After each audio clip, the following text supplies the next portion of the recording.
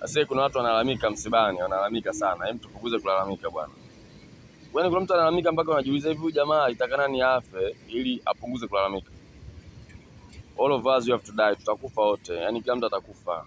Yaani ndio tumeandikiwa hivyo. Kwa mfano kwenye familia yako wakakuuliza, wewe unataka afe nani kusudi usilalamike sana? Unaweza kumtaja nani? Yaani wewe unataka nani afe kusudi usilalamike kiasi hicho? Kila mtu atakufa. Yaani kila mtu kwa muda wake ukifika atafanyaje? Atakufa. Kwa hiyo ifike sehemu kwenye misiba punguza kulalamika. Yaani wewe mtu akifa chukulia kwamba ndio maisha yetu, ni kama vile mtu akizaliwa. Mbona mtu akizaliwa atulalamiki au atulie? Yaani si binadamu bwana, watu ajabu sana. Mtu akifa tunalia, akizaliwa tunafurahi. Sawa, lakini tuwe tunajua kwamba siku moja kila mtu atakufa. Afu hakuna anayejua kwamba atakufa lini.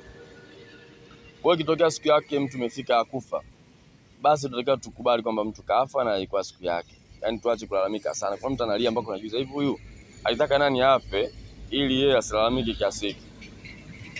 We are going to die all of us. Tutakufa wote, tutakufa kwa siku yetu ikifika tutakufa. Kwa hiyo tukubali, and this is our destiny. Sawa? Hakuna tukaishi miaka mingi, hakuna tukaishi milele. Tutakufa wote. Sawa? Kwa hiyo tuache kulia sana kwenye misiba, tunalia. Yaani kuna mtu mwingine analia mpaka wewe ambaye ulikuwa unataka mpango anafanya ulia. Yaani kuna wengine wanalia kwa sababu wametokea kulia.